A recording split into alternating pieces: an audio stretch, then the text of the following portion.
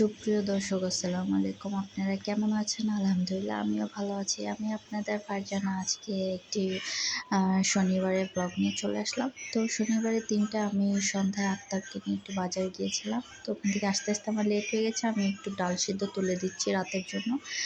আর এইদিকে আমার আফতাব একদম টায়ার্ড হয়ে গেছে বাজার থেকে এসে। সে মায়ের সাথে গিয়েছিল বাজারে। বলতেছে আম্মু আমি শেষ।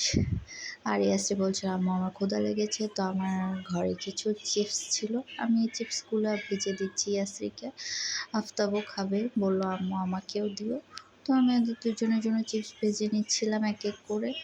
এই চিপসগুলো খেতে অনেক মজা লাগে। আমি আফতাবের স্কুলের সামনে থেকে কিনে নিয়ে এসেছিলাম। আর এদিকে আমি ভাত উঠিয়ে দিয়েছি আর আমার ডাল সেদ্ধটাও এর মধ্যে হয়ে গিয়েছিল। তো আমি বাজারগুলো একটু গুছিয়ে নিচ্ছিলাম। তো বাচ্চাদের নুডলসগুলো একটু গুছিয়ে রাখছিলাম, কারণ স্কুলে বাচ্চারা গেলে নুডলসটা সবার আগে লাগে।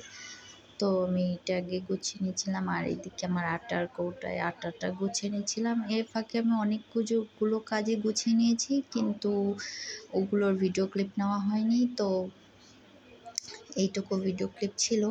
আর হচ্ছে গিয়ে আমি এদিকে পেঁয়াজ রসুন মরিচ সব রেডি করে নিয়েছি। এখন আমি ডাল ভর্তার ভাজনাটা রেডি করে নিব।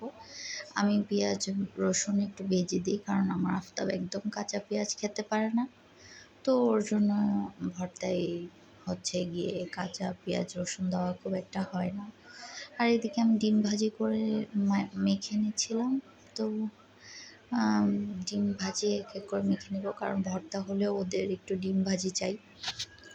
তাছাড়া মানে ডিম ভাজিটা দিলে ওরা অনেক খুশি হয়। তো আমি দুটি ডিম দুবারে ভেজে নিব আর কি, এই আর কি।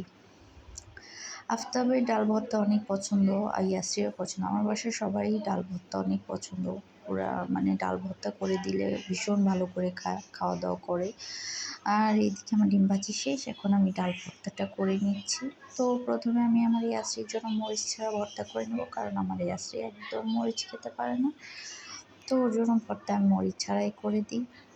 আর এদিকে আমি আমাদের সবার জন্য মরিচ ভর্তা করে নিচ্ছিলাম। আমরা ঝাল মোটামুটি একটু কম খাই, কারণ ঝালটা ওইভাবে খাওয়া হয় না। আর এদিকে আমি ভর্তাগুলো করে ভাগ ভাগ করে নিচ্ছিলাম। আর আফতাব এদিকে বলছিল, আফতাবের আব্বু চলে আসছিলো, তো আমাকে খাবার দিতে বলছিল। তো আমি আফতাবের আব্বুর জন্য ভাত বেড়ে নিচ্ছিলাম।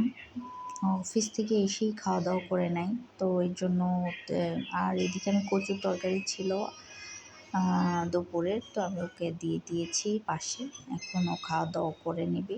তো ওকে ভর্তা ভাত দিলে অনেক খুশি হয়। আর এদিকে আমি আফতাবকে এখন খাবার দিয়ে দিচ্ছি। আফতাব নিয়ে চলে গেল। আর ইয়াসরিকেও খাবার দিয়ে দেবো। তো আপনারা সবাই ভালো থাকবেন, বেশি বেশি আমার ভিডিওটি লাইক কমেন্ট এবং শেয়ার করবেন। আল্লাহ হাফেজ।